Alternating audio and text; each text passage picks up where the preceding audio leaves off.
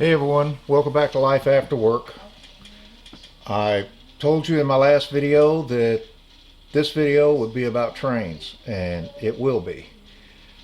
Right from the start, I'm going to just go ahead and tell you that I'm going to put on a PowerPoint show just to make some information available to people who are looking into this for the first time and are not sure what the hobby's even about, or what scale modeling is about, and how to scale things. So if you have no interest in it, you can skip forward till I actually get to the trains. If you haven't been sleeping well lately or just in the mood for a nap, I strongly suggest the first part of this video. You'll maybe get 2 slides and you'll go ahead and doze off. I know I almost dozed off just making the slides. So let's get on with it and we'll see what my trains are about. Alright, I decided that I'm going to have to split this video into 2 parts. This first part is going to be the part with the presentation, information about scaling, etc. If you don't have any interest in that, just don't bother to watch this. I'm going to follow up with the other part pretty much right after I upload this one, and that's going to be the one with all the trains on it. Most of you will be interested in that. Again, if you're just getting into this hobby and you're interested and curious, watch this first video. Alright, I'm going to kind of take you back about 10 years where I had to begin learning all about model railroading again, and mainly to learn what the different scales of trains were. I never looked at trains in terms of scale, but after 40 years of working with numbers and being pretty much a numbers guy, it became more important to me. I didn't have any idea what I was getting into at the time, but I did realize that I needed to learn because I was way behind the curve. But fortunately I had the internet to help, and of course Wikipedia. So to help others who might be interested, here's kind of the process I went through. First of all, there are 3 definitions that I think are extremely important to understand, and you know, there are a lot of people just don't quite get them. One is prototype. That's basically anything you plan on modeling. It's a building, car, train, boat, plane. If it exists in the real world, it can be a prototype for the purposes of scale modeling. Then we have gauge. Now, gauge is something that most people aren't familiar with. But gauge is a railroad term that's defined by the distance between the rails from the inside of the rail. There are many gauges, but the more common are simply referred to, at least in America, as narrow gauge and standard gauge. Then we have scale. Scale's an arithmetic calculation. It literally is, it's not complicated. And to kind of give you a little more of an idea about it right now, scale is a ratio of the model to the real thing or prototype. It's simply that arithmetic calculation. So again, you've got that prototype that comes into play. I lived on a standard gauge railroad. This railroad you're going to see here where that coal car is parked, this is a standard gauge railroad. That's 56.5 inches. That's near my house. I was down there just at the lake the other day, probably 2-3 minutes away. And I thought, well, you know, I'm going to take some measurements off this, and maybe later on I'll check it against some coal cars I might buy. This is a streetcar. If you want to model a streetcar, there are streetcar models out there now that are in the 20.32 range, so that'll be good. And this is a gear-driven train, and I'll get a little more into that later. They were used in lumber and what have you, so we'll get into that. And these are all narrow gauge up here, and this is standard gauge. So let's talk about the gauges. Well, the common gauges in the US, you got the 24-inch narrow gauge, 30-inch narrow gauge, 36, 56 and a half, and 60, and then you've got the dual gauge. And I've seen pictures of these dual gauge from South American railroads, American railroads. They're usually on railroads that run between mountains and then hook up with a standard gauge that goes across country. However, if you look at this, you can see that there are a lot more gauges, and probably if you're not in the US, some of these will probably apply to where you live. All right, well, NMRA, on Wiki, they categorize the scales in 4 categories, and it just makes my head hurt. So I decided to just look at the Category 1 popular railway scales. After all, when I was growing up, HO and Lionel were popular, so how complicated could it be? Well, what I found out, there's a lot of popular scales. Most of them, like HO, they have HON3 and HON2. N has N and N3. Well, the N, the TTs, the O's, those are typically standard gauge, and the ON3s are 30-inch or some other gauge of train. Now, what I wanted to get into was garden railroading, and it's not on this list. But you can see the proportions, the scale proportions over here on this side. And you can see that the Z's are tiny and the O's are large. But I wanted a larger than an O. Well, that's when I found out about G scale. Well, listen, in my mind, G is not a scale, because I try to break the numbers down simply. I've got 5 G's. I've got 5 gauges of 1.772 inch that I can go to the store and buy. So instead of this being a scale, I consider it a gauge, G gauge. G gauge is 1.772. It doesn't matter which scale you have, G is a gauge. Now, that's not the way the rest of the world looks at it. They consider G a scale. Okay, well, they can, but I'll probably call it G gauge a number of times before I'm finished here. All right, so let's look at prototypes. I looked at all these G scale trains that were on the market, and the Denver and Rio Grande Western, Tweetsie, White Pass and Yukon, and East Tennessee and Western North Carolina railroads were all 36-inch railroads.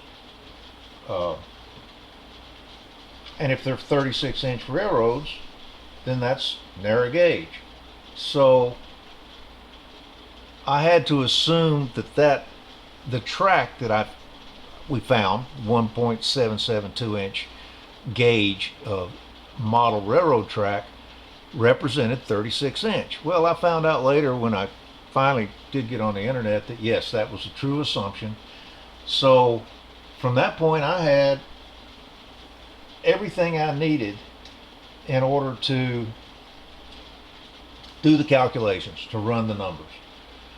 So what should I take a look at next? Well, I went out and I just pulled a list of 36-inch railroads. There's a lot of 36-inch, 3-foot, narrow gauge, 914 millimeter railroads, and a lot of them are listed on where they ended up, and the fact that a bunch of them have been converted to standard gauge, and some of them are 3-rail. So now I began to get a little excited, because I figured I could model just about any railroad I wanted to in the 36-inch with the 1.772 rail. Well, I bet you thought that the scale that I liked was G scale, 120.32. It's also the biggest. Well, the truth is, It's F scale. Bunch of guys got together and with the NMRA, and they decided to rename G because G needed to have one scale. Now, the G scale that's left, that's 4 other scales. That's for garden railroading. You can't ask all the manufacturers to retool for that. So G is going to stay G. F is strictly 1 to 20.32. Now the way you come up with the scale, since everybody's running on this large 1.772 inch scaled gauge track that you can buy easily in the stores and on the internet. If you look at the narrow gauge in Europe, they're 39.375 inches for the most part. Well, if you do the math on that, you just divide that by the 1.772 and you come up with 22.5. That's the 1 to 22.5 ratio scale that a lot of people model to. Well, unless you're modeling a large European narrow gauge, that's not the scale you want to use. The US narrow gauge, 36 inch, I showed you a whole list of them. You divide that by 1.772 and you get 20.32 inches. That is the correct scale. The only correct scale. So I'm pretty pleased. All I did was do the math, and that's where I ended up. Now, at the time that I did the math the first time, I was trying to verify some other scale numbers, and I couldn't get to them. Not with 1.772 inches, and not with 36 inches. The 1 to 22.5, I didn't know 39.375 inches was a narrow gauge in Europe.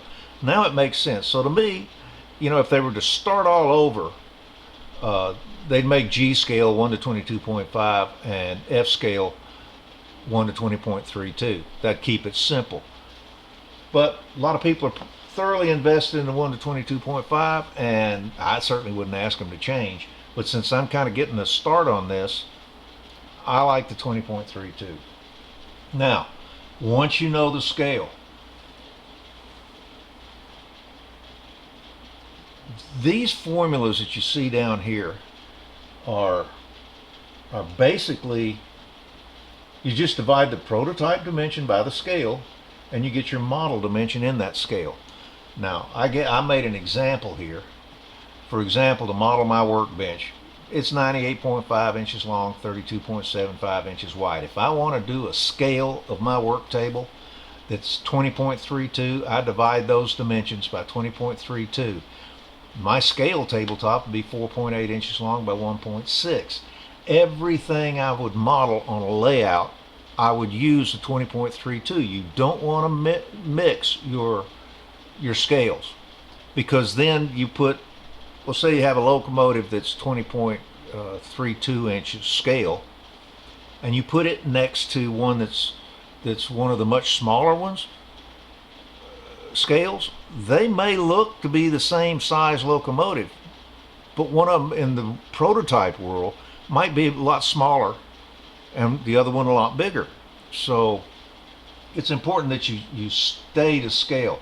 You don't want to take a 1 to 20.32 locomotive and set it in front of a